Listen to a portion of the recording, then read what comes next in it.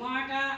और बोल सच्चे दरबार की जय। बहू की है खाली जोड़ी अरिया जोड़ी मैया रानी पर फेर और गेड़ा फेर नामा बोल सच्चे दरबार की जिनकी मनोकामना पूरी करे वे सासू बहू आकी